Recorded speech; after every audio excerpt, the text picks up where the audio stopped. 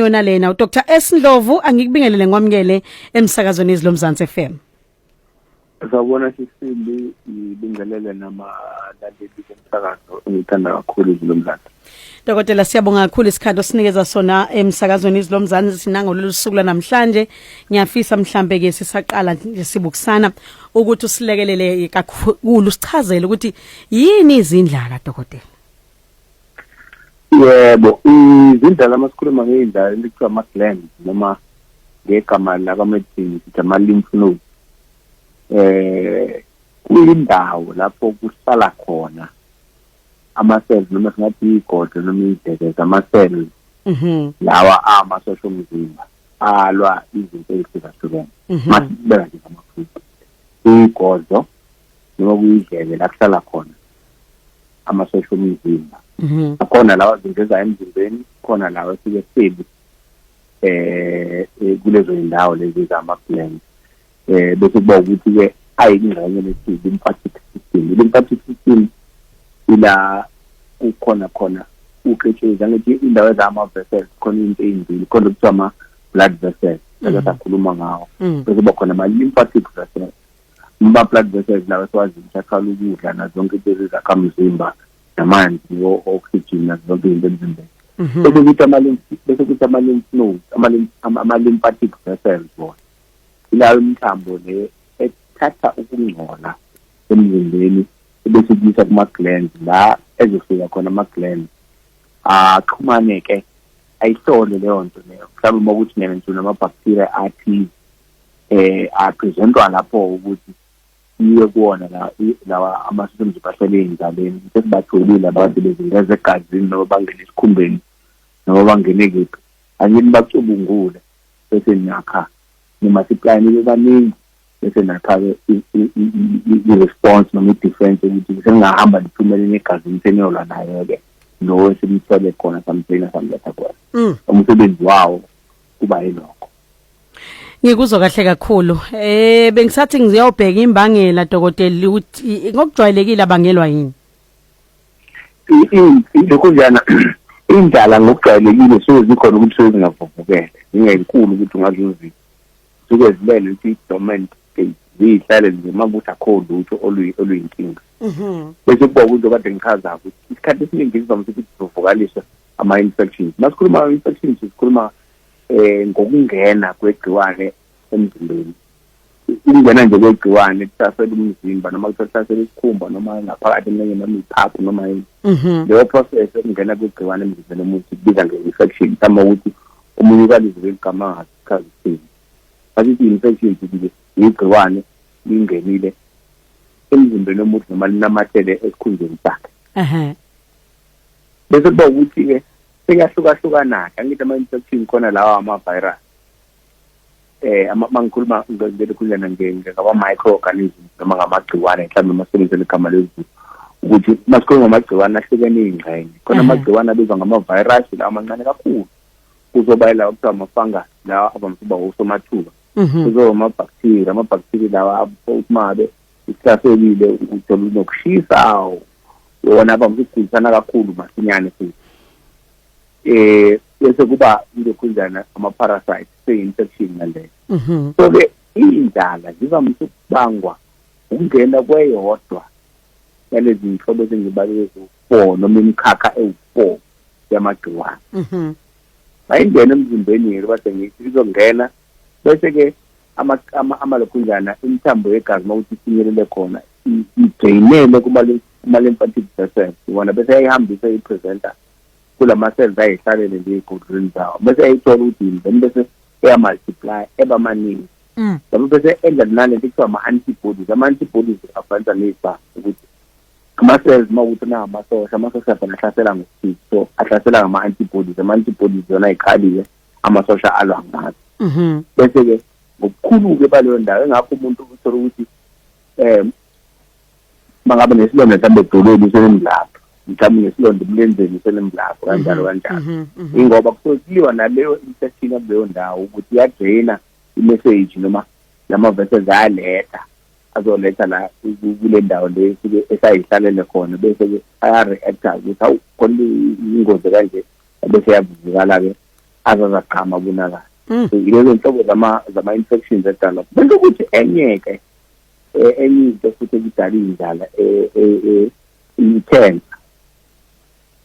khona i-cancer masikhuluma nge-cancer sesikhuluma ngama-cells asekhula ngesivinini esingaphezulu kwaleso sesijwayele thina ngamamaze engasalawuleki ngamsala sayichaza phambilini sikhuluma nge-breast cancer nangalichaza kwegama eliyi-cancer mhlawumbe wayengekho langa i-benefit yakhe singaliphinda sichaze futhi ukuthi masikhuluma nge-cancer sikhuluma ngama-cells omzimba lapho esekhula noma eseziphinda ngezivinini esingekho emthethweni nesihamba kakhulu nesingasalawuleki ingakho ithola umuntu esevuvukala lo ndawo seyimultiply noma seyiphinda kakhulu nokho ne-cancer ke yalawo ma-cells lawa ama-cells omzimba uqobo lawo ayaba ne-cancer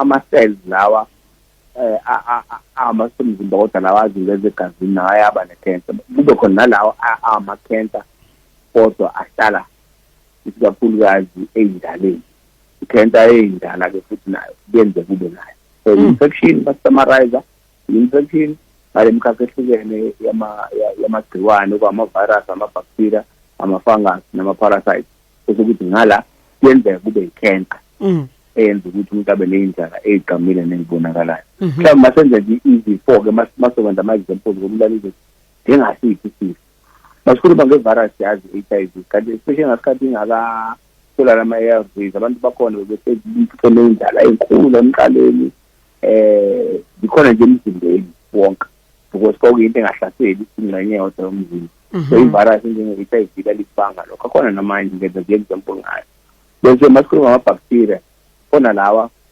enjengokuthi acute infection engena manje icace manje yoma usunesilonda isilonda nje mangibona igciwane mhlawumbe la ufike khona esikhumbeni asathi sekuyabona ukuthi isilonda senginobofu ubesheshayo bese ithola lembilapho noma okwenzekile mhlawumbe wathola isithelana ngocansi usithola lembilapho ibacteria leyo yayibanga indlala enye futhi uhlobo lwe-bacteria libanga indlala i-TB bayazi abantu bayaba ne-TB abanye beba nayo emqaleni abanye ekhunzaneni ngala ngasemakhwapheni yenzeka kube kunjani indlela lezi TB bese kuba-ke ama-parasites abazeshiye nama-fungus umuntu uthola ukuthi nenkwethu lawo limini lemhlophe nakanjani entanyeni uzothola ney'ndlala bese kuba nje badeniswa kwi-cancer khona i-cancer lekuthiwa yi-leukemia le yasegazini ezinto zabe kuba khona kuthiwa ama-lymphoma ngoba yenzeka kuma-lymph nodes indlala sikhuluma ngazo ama-lymph nodes kuyenzeka umuntu abanalethi i-cancer ethi-lymphoma la usothi kuziphinda khona lapho-ke yizona imbangela nje masizama ukuyiqoqa inkulumo ezibangela i-cancer mhlawumbe indlala mhlawumbe zingaba kuphi dokotela?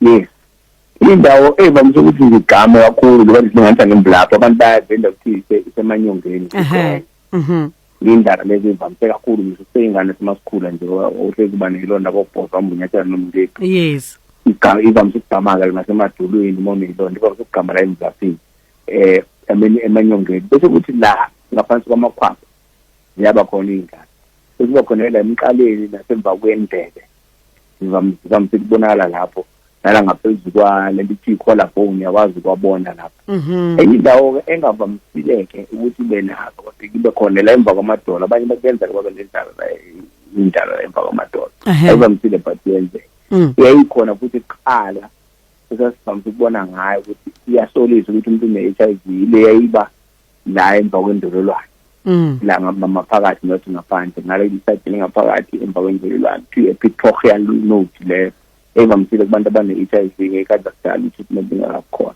so indawo lapho indlala zivuvukala khona ezinye zazo-ke awuzokwazi ukuzithinta noma uyibone ngamehlo zingaphakathi zizibonakale ko-ultrasound ko-CT scan njalo njalo kakhulukazi i-CT scan yona ekwazi ukubona zikhona iy'ndlala zingeze mhlawumbe amaphaphu ngaphakathi ezinye zisefike mhlawumbe lo mkhulu ekuthiwa i-aorta la i-abdomen esiswini komuntu zisesimyeni lezo-ke seyibonakala masekwenziwa ama-test lawa amanye o-CT scan lawenziwa emshinini omkhulu ngizwa kahle Ikhona indoctor into akufanele ngikhathaze ngeindlala nanokuthi mhlawumbe ngisukume ukuthola usizo lukhona nesizotholakalayo esimweni seindlala. Yebo sisi into ebalekile nje ukuthi indlala kufanele ibe khona siqale lapho mawukuthi yonke into ihamba kahle. Asiqale nje lapho mawukuthi yonke into ihamba kahle awuna infection awuna lutho. Asekisidingo sokuthi ube nendlala. Once wanendlala konke khona. Akuchazi yena ukuthi sekuyi-infection e-wrong kakhulu noma sekuyi-cancer bade ngilinganisi ngoba nesilonda edolweni mase siphelile futhi ayisekho nayo leyo ndlala. So kubalulekile ukuthi one manginendlala ngimonitorishe mase ngile 3 days indlala ikhona isekhona ukukhona angihambe ngiye emtholampilo noma kudokotela ngibese ngiqaphele eyithanda kuba ingozana ibe futhi indlala futhi ngoba ngisishilo ukuthi makadlula 3 days ungafayiye ungathi ayizozushiza kodwa hambe usukumela bese ngoba elezi ezibhlungu futhi ngoba ezinye ziyaphendula zibe yithumba indlala enethumba inkinga kabi bese kuba futhi ilezi othola ukuthi isendaweni engaphezulu kweyodwa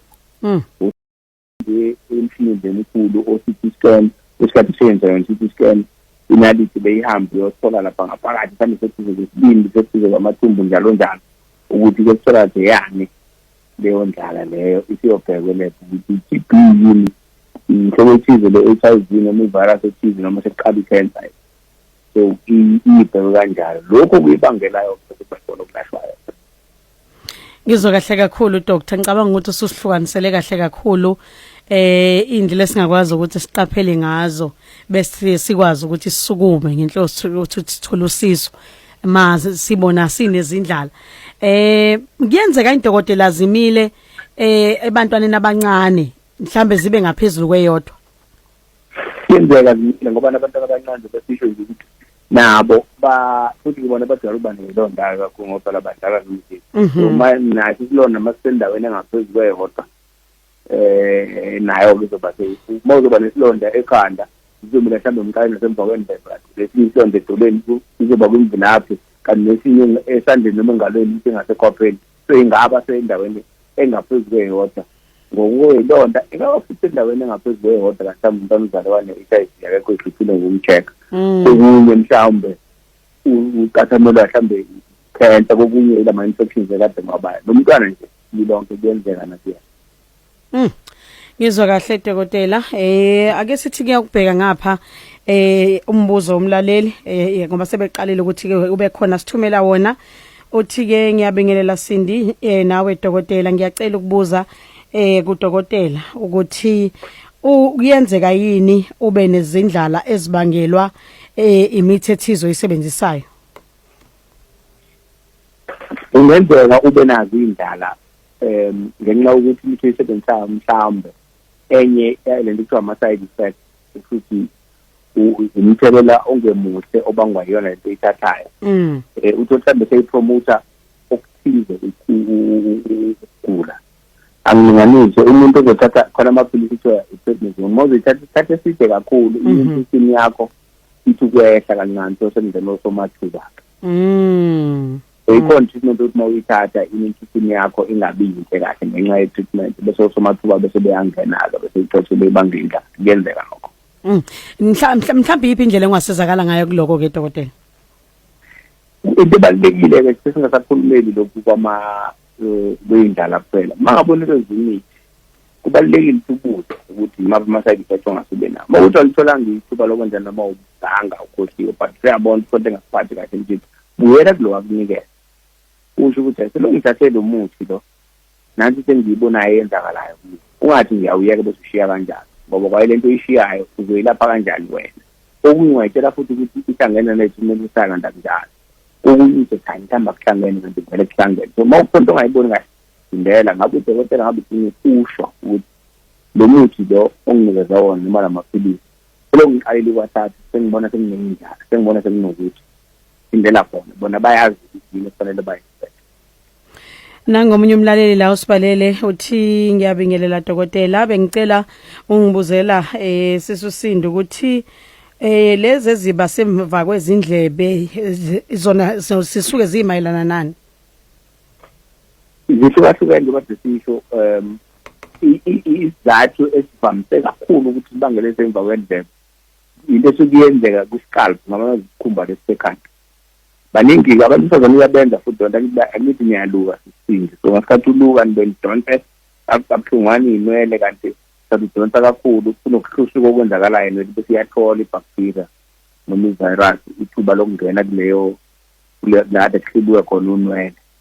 Ngasikhathi yenzeka kanjalo ke sekuyi-infection leyo. Singathi infection iyahamba iyopresenta nakuhlala khona ama-cells yayisukuyithilele khona la amasosha omzimba ey'ndaweni eziney'ndala.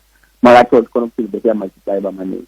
Sesikhathi nje sokhonto eyenzakalayo ekhanda noma ey'nweleni eyisabuyisa-infection. Kanti esiningi into edala lezi emva kwendlela. Sometimes kuyenzeka ukuthi bakunento ethize phakathi endlebeni abayibona bephuma ubovu endlebeni ne-infection nayo lokho kuyakudala lokho. Kwabanye kuyenzeka lokho amazisi asiningi ziba semqaleni lezo ngoba nazo lezi uma unenkinga ekhanda ayidli semva kwendlela kuphela kuyenzeka ukuthi yehle nasemqaleni la ngasemasayidini. Asithi ukubamba kafishane dokotela siyindabeni ezifinqiwe bese sibuya sihlabela phambili. Okay. Right.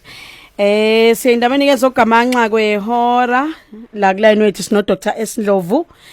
Sobuya nemibuzo yakho ke mlaleli isikhona into kaza kwamasondo lendaba ezifinqiwe. Kulungile dokotela ngiyafisa ukuba mhlambe sibheke nje imibuzo umlalela uthumele ukhona kumlalelo sithumelela umbuzo nakuba ke uthanda ukuphuma kancane nje ehlokweni sethu kodwa ngiyocela ukuthi ke sisale sesimphendula dokotela. Uthi sanibona emsakazweni ngicela ukubuza ku Dr. wethu ukuthi amaphilisi okulapha izinso akhona yini uma ngabe singakokubambi kakhulu. Uyabona inkinga akasho ukuthi yini eseyintweni.